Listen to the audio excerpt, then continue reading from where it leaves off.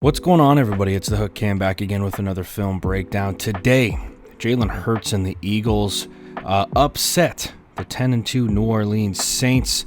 I was doing a little bit of film study and I had a couple of clips dialed in about, how I thought Jalen Hurts would do against New Orleans. I kind of had a feeling that he would do well just because of Doug Peterson as a coach and how he likes to call things. I think that he fits really well. I didn't drop that video though because to be honest, I was like, you know what, let me just wait to see how he does, because that'll be, I think, a more interesting point for a lot of people. And Jalen Hurts goes out there today and performs well, and yes, he did miss things. He didn't have a perfect game by any means, but this dude is exactly what this Eagles offense needs, and a team that was kind of bland and almost seems like they were looking for something else to move on from Carson Wentz, and that's an entire new subject. But Jalen Hurts overall, I thought, played very well today, so I wanted to dive into a couple of plays that really stuck out to me. Before I do dive into all of that, if you could hit that like button, hit that subscribe button to my channel, The Hook Cam, as well as to Jackson Kruger Sports, that would mean the world to both of us. Now, with all that being said, let's go ahead and dive into Jalen Hurts' first start for the Philadelphia Eagles. One thing that I really liked about this was how simple of a game plan that Doug Peterson put together. And that's kind of one of the really interesting things about football, is that you don't always have to have, the most complicated game plan to go and beat teams. A lot of times simplicity is your best bet. So we look at a play like this, right? First 3rd down and 4 for Jalen Hurts. Really, really simple mesh concept. That's all the Eagles are running here. And this is stuff that you see in every level of football, maybe not every level, but high school on up, you for sure see it, right? All we're going to get is a really simple mesh concept between these two guys. This dude's going to run a hunt right over the ball, and then we're running a wheel on the backside. What I like about this is that two doesn't stick on it too long, right? And that's really the biggest thing. And the fact that he has wheels is an outstanding attribute, but at the same time, for a lot of Qs who have that, especially if they're young, I think they go to it a little too early. In this situation, I think that he does the exact right thing, right? And in all honesty, 88 should be coming across the field because this is man coverage, right? So if it's man and mesh, you want to keep running. If it's zone, you sit, right? But obviously with this, and you can tell from this play, he's working upfield right here, and he's really that pick guy as 84 is running underneath. Ideally, you hit 84 in this window right here, but he feels that pressure. He's got to bail from the pocket. Maybe he could have stuck in there a little bit longer, but he's got the wheels enough to go and pick up that first down. And then we move on to this 4th and 1, right? And once again, the simplicity of it, and what I really liked about what Doug Peterson did for this football team today. Don't mind the circle there. I had to use the TV version, but all that we get with this is really simple single back power, but obviously we run it with the Q. What happens is they just wash everything down on the offensive line. Big boy block right here from the left tackle, and then we pull with our guard right up here as our tight end works out on 94.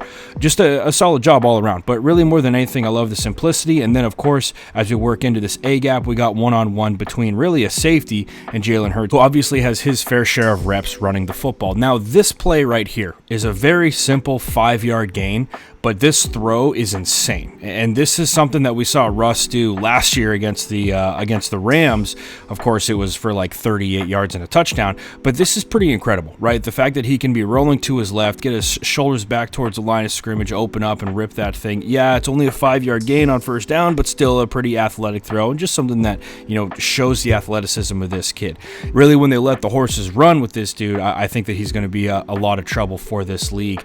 This right here, once again, just kind of going back into the Doug Peterson playbook and keeping things simple for Jalen Hurts in his first start, we see that mesh concept again, right? And you can really mess with a team in mesh because there's not a lot of good things you can do to stop it. All we're getting right here, really simple with Jalen Reagor. Right here, there's our mesh concept. You can see these two receivers do the high five drill. If anybody knows what I'm talking about, if you've played or coached football, that's an absolute staple for teams that run mesh. Catching them in man, getting upfield and getting some big yardage. This play right here, I think, is his best throw on the day, this back shoulder. And that's a very talented, tough throw to make. On top of that, we got 4th and 2. We got pressure in our face. He puts this thing, right where you need to. Back shoulder, man. That's such a hard ball to cover at every level, college and especially in the NFL, especially when you got a dude like Alshon Jeffrey on the outside. Put that thing behind him, let him go back and get it. Just an outstanding job there. This play with Jalen Hurts, right? And, once again, it's the attribute of being able to take off, and then at the same time, the blessing of knowing when to do it. And we got the pocket collapsing right here. He's got no choice but to take off with this. And that was really one one of the biggest things that I liked about Tua today was his decision making. I thought was very, very mature and really, really good. And you talk about a dude who had gone through his time at Alabama, really got beat out by Tua, and then he moves on to Oklahoma. And that time with Lincoln Riley, I think, helped him a lot. Upstairs, I mean. And I think that he really matured his game, taught him how to read a defense, and he's just now applying that to the NFL. Sorry about the film on this one. I don't know why it recorded all fuzzy. But once again, what I loved about today from the Philadelphia Eagles was the combination of the coaching decisions and the offensive play calling mixed with the decision-making of Jalen Hurts. I think that's a really, really scary combination. And we look at something like this right here, right? You look at the situation, under 10 minutes to go in the fourth quarter, 1st and 10. What's a really simple play call that we can get with this dude that's going to complement our team and it's going to get him involved in the game? That's the thing with a lot of these young Qs who can run the football, is that they got to feel like they're a part of the game, right? It doesn't matter who it is, Joe Burrow, Jalen Hurts, whoever. They got to feel like they are in the game. And you have some quarterbacks who, they kind of take on that game manager label.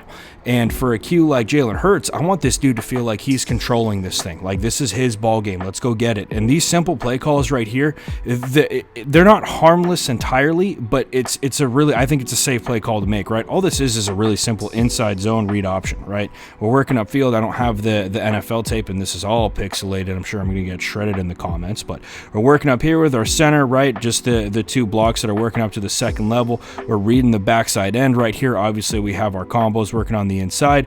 And Tua's going to beat a lot of these dudes to the edge in the NFL. And that's something that's really impressive from Jalen Hurts and something that's cool that carries up to the second level from where he was in college. And this ball right here, I think, was one of the better balls on the day for him. Once again, keeping it simple, 2nd down and 1. I loved when they picked and chose when they take their shots, right? He didn't complete a lot of his shot plays today, but the ones that he did complete were really good balls. You can see that they're pushing upfield. He's coming off of his first read with where his helmet's at, right? He's looking up top to start. He knows that that's going to be covered up. He comes back to the backside dig and delivers a good ball to 84. So all in all, I was really impressed with how Jalen Hurts played today. I think it's a really, really big bright spot for the Philadelphia Eagles and a team that really needed a shot of energy. And I think Jalen Hurts is exactly that. And, I wish the best for him moving forward. I think that he's going to have a really, really good NFL career. So anyway, guys, that's all I got for you today. I hope that you liked this video. Hope you enjoyed. Hoped it was informative. That's all I got for you guys today. Once again, if you could hit that like button, hit that subscribe button to my channel as well as to Jackson Kruger Sports, that would mean the world to both of us. I'm going to have some more time in my hands, so hopefully I'm going to be pumping out some more content here. I appreciate all the support that I got during my law school and all that stuff throughout the first semester. So appreciate that, guys. Hope that we stay safe out there, and I'll see you next time.